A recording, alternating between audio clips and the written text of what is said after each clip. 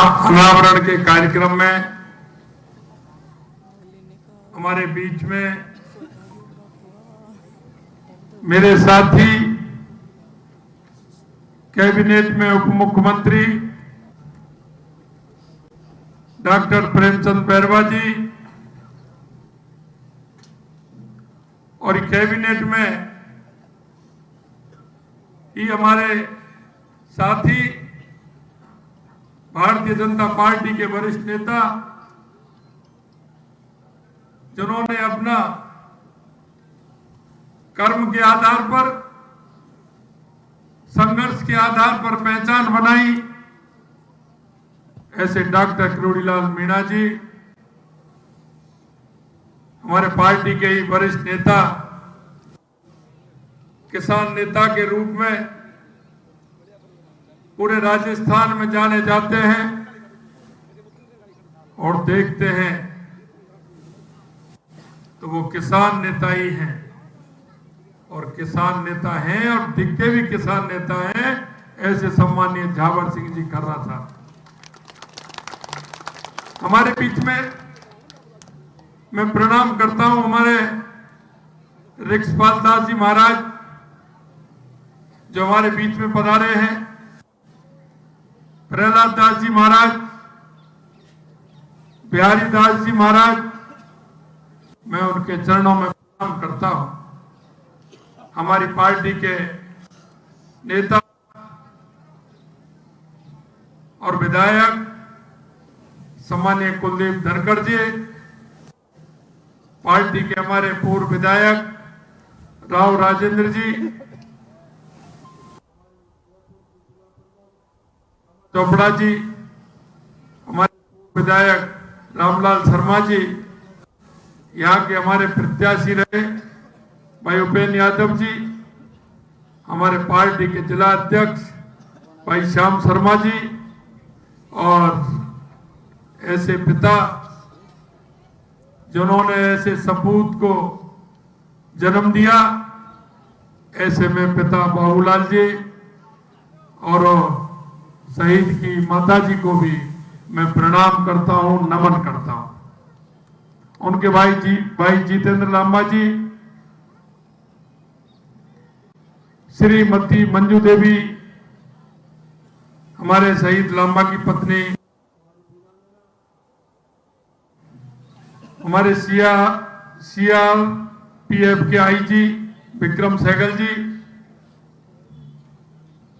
श्रीमती नक्ची देवी सरपंच महोदय, वीरांगना मधुबाला मीणा जी, सुंदरी देवी जी, बीना देवी जी और इस मंच पर विराजमान सभी अतिथिगण और मेरे सामने बैठे इस गांव के पूजा योग बुजुर्गों, नौजवान दोस्तों, माता और बहनों, आपके भी मैं चरणों में नमन करता हूं, अभिनंदन करता हूं, वंदन करता हूं कि आपने इस गांव में एक लाडले सपूत को जन्म दिया जिसने मां भारती की सेवा करते हुए अपने प्राणों को न्यौछावर कर दिया। मैं पुनः ऐसे शहीद रोहतास लांबा को नमन करता हूं, सलाम करता हूं। आज मुझे गर्व की अनुभूति हो रही है कि ऐसे जाबाज शहीद श्री रोहतास लांबा की मूर्ति अनावरण के कार्यक्रम में मैं शामिल हुआ हूं। ये अवसर मुझे मिला है। मैं माननीय डॉक्टर किरोड़ीलाल जी और उन सभी आयोजकों को, क्योंकि किरोड़ीलाल जी डॉक्टर साहब ने मेरे से कहा था कि आपको इस कार्यक्रम में आना है। मेरे को एक आध दिन पीछे था, मेरे को कई कार्यक्रम पहले था, तो आपने कहा कि नहीं, इस कार्यक्रम में आना है। सभी आयोजकों का मैं बहुत बहुत धन्यवाद देता हूं कि ऐसे कार्यक्रम में मुझे उन्होंने बुलाया।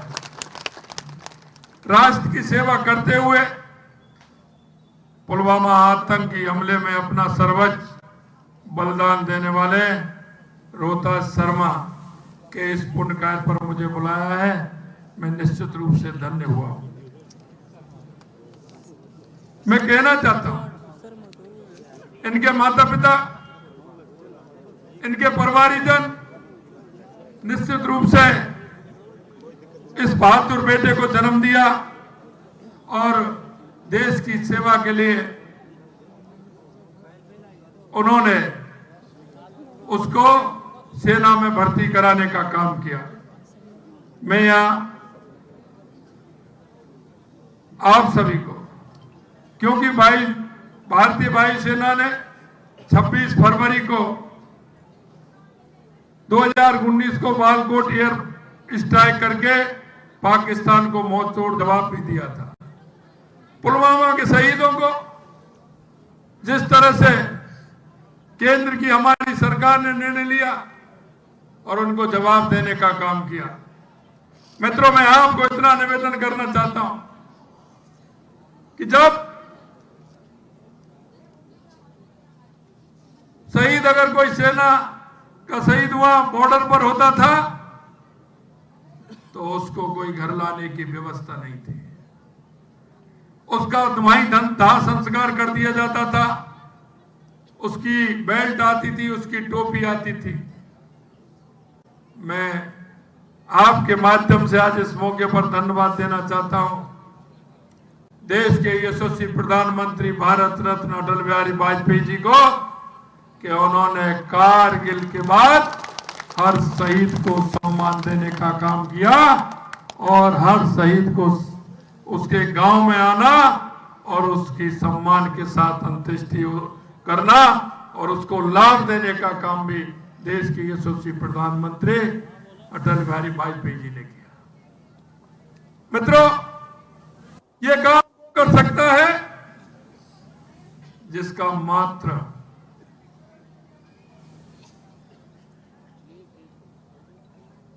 माता से, हमारे भारत माता से उनका प्रेम होगा।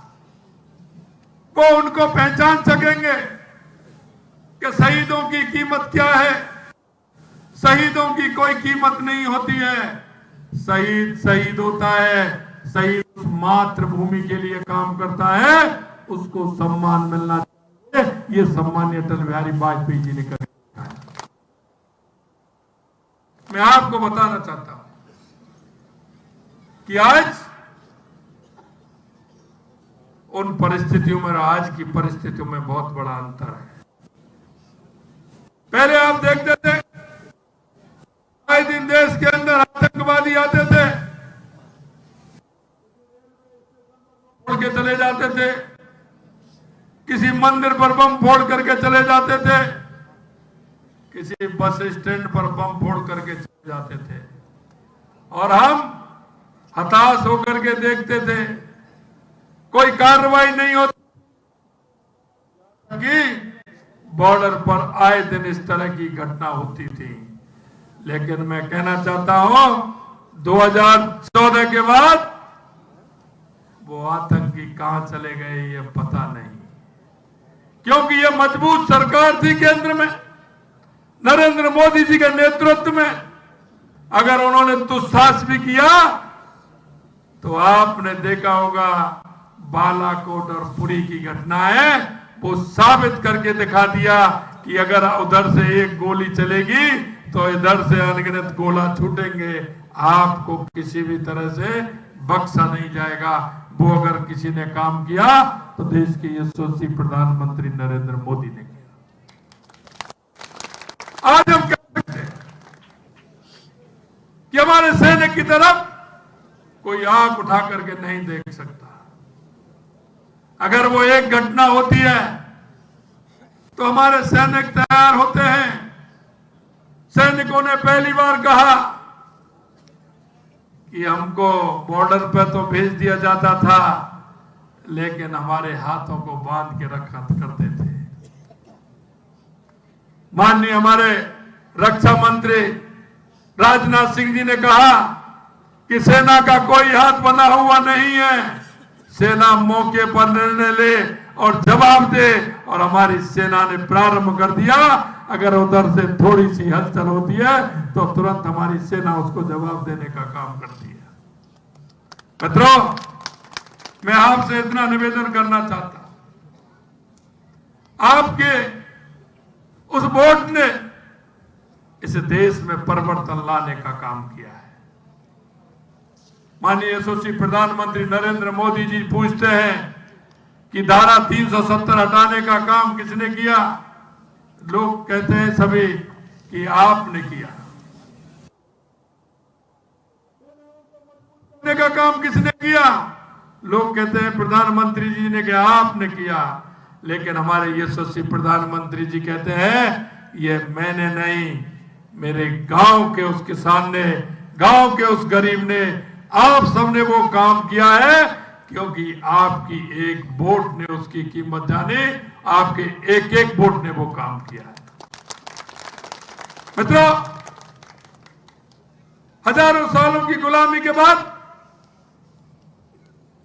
हमारी संस्कृति को मिटाने का काम किया था, हमारी सांस्कृतिक धरोहरों को समाप्त करने का काम किया था।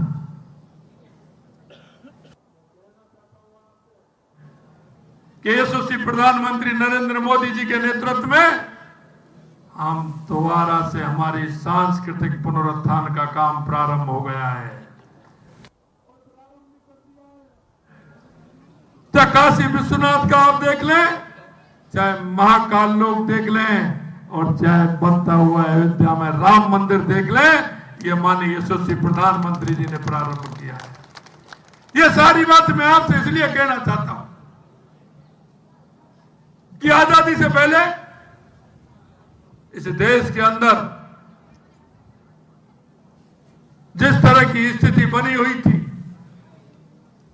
हमारे देश में ऊड़ आए, कुषाण आए, इस्लाम आए, अंग्रेज आए, उन्होंने हमारी संस्कृति को नष्ट करने का काम किया। लोगों ने आजादी के लिए अपने प्राण दिए थे, अपने आप को न्यौछावर कर दिया। लेकिन उसके बाद देश की धारा भी तुष्टीकरण के आधार पर चलने लग गई थी, तुष्टीकरण के आधार पर फैसले लेने लग गए थे। लोगों को लगा कि आखिरकार क्या हो रहा है। मैं आपसे कहना चाहता हूं, 2014 के पहले आपने भ्रष्टाचार भी देखे होंगे।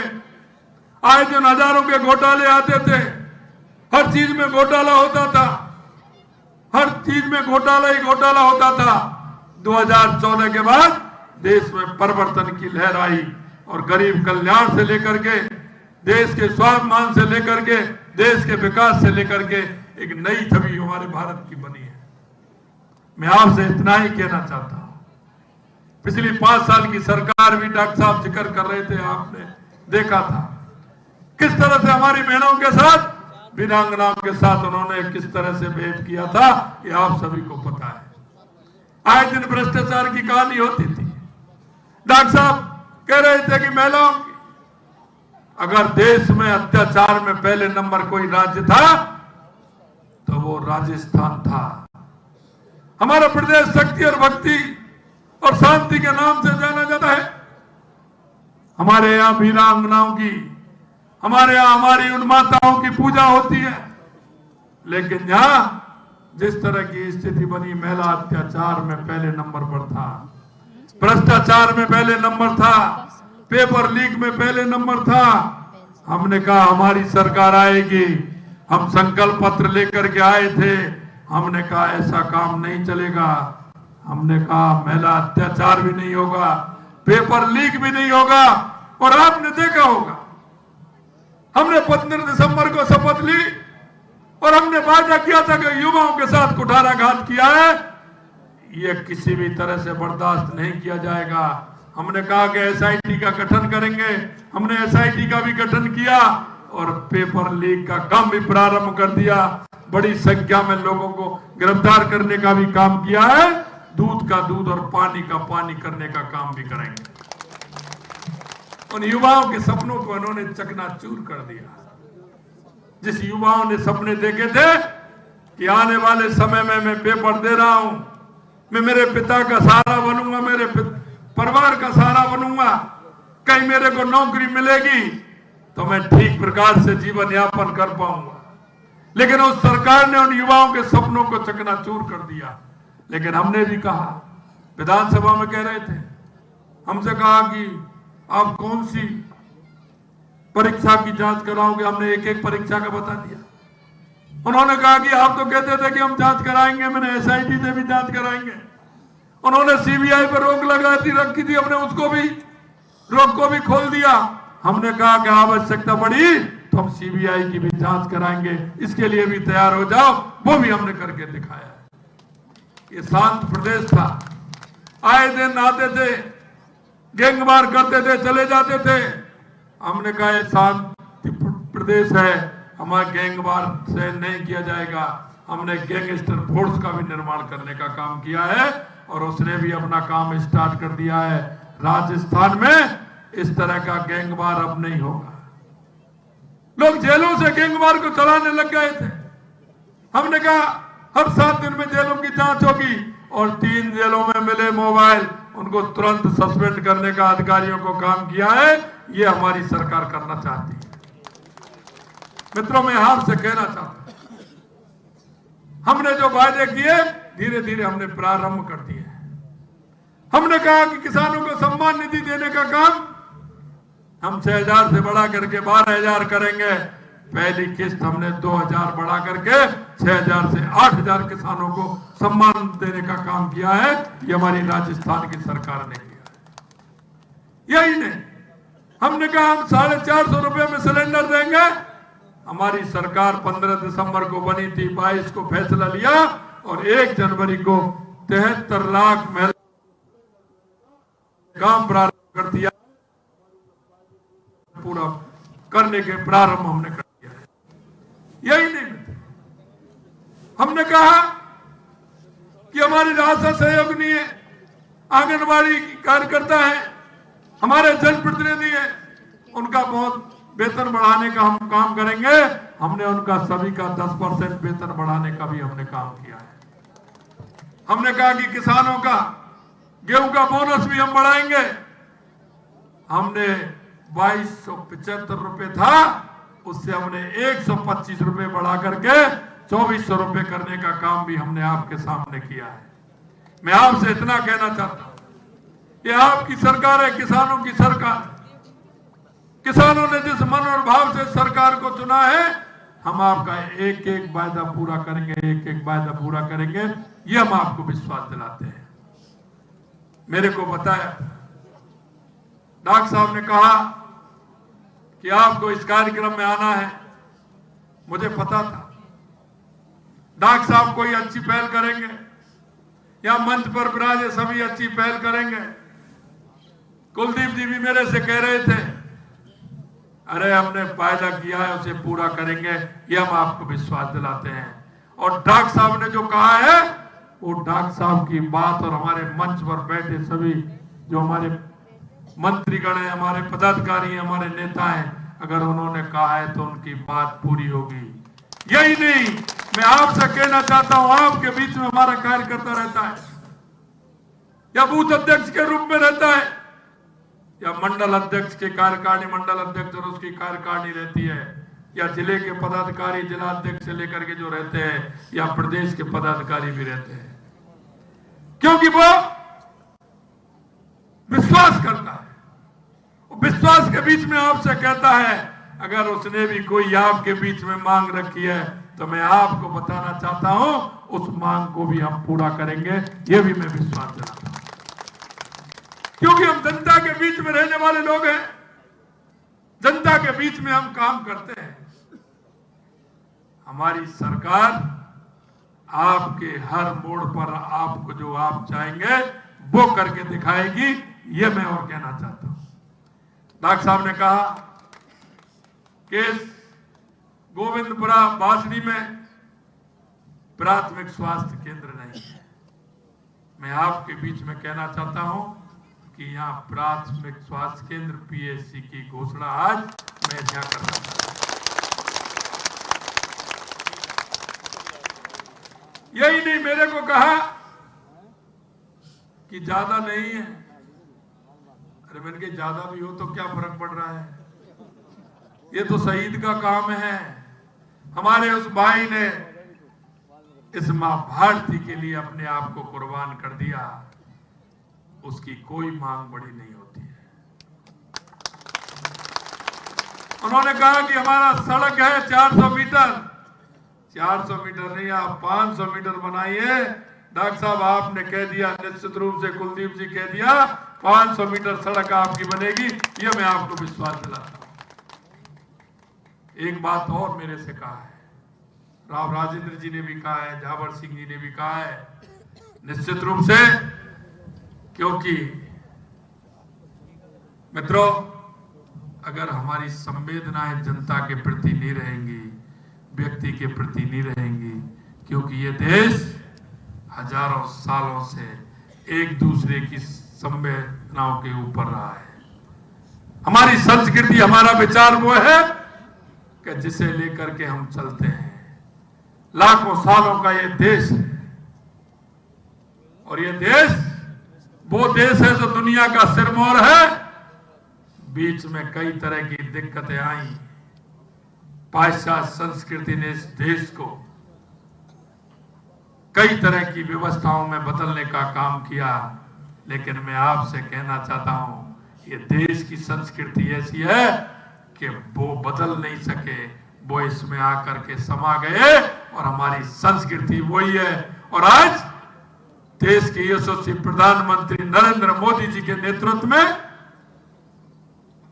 स्वामी विवेकानंद जी ने 1893 में कहा था कि भारत विश्व गुरु बनेगा। आज भारत 2014 के बाद लगातार विश्व गुरु की सीढ़ी पर चढ़ता जा रहा है, चढ़ता जा रहा है। आप सभी का सहयोग इस भारतीय संस्कृति के लिए है, तो ये भारतीय संस्कृति 21वीं सदी में विश्व में वो ही भारत माँ होगी। दुनिया इस भारत माँ को सलाम करेगी, दुनिया इस भारत माँ को ढोक देगी, और हमारा देश फिर से उस विश्व गुरु के पदासन पर ग्रहण करेगा और रहेगा। यह मैं आपको विश्वास दिलाता हूं। मित्रों, आपने ऐसे पुण्य कार्य में मुझे बुलाया, मैं आप सभी को बहुत बहुत धन्यवाद देना चाहता हूं। अरे भाई, ये तो होगा ही जब रोहतास लांबा जी के शहीद स्मारक के मौके पर अगर पीएससी का उद्घाटन घोषणा हो रही है, तो इसका नाम भी वही होगा। यह भी मैं आपको विश्वास दिलाता हूं। आप लोगों ने जो मेरे को मान और सम्मान दिया, ऐसे पुण्य कार्य में मुझे बुलाया, मैं दिल की गहराइयों से आप सभी का बहुत बहुत अभिनंदन करता हूं, वंदन करता हूं, नमस्कार करता हूं। जय हिंद, जय भारत, राम राम। बहुत बहुत धन्यवाद, बहुत बहुत आभारी हैं। एक बार जोरदार तालियां बजाकर स्वागत करें माननीय मुख्यमंत्री महोदय का, जोरदार तालियां, अभिनंदन।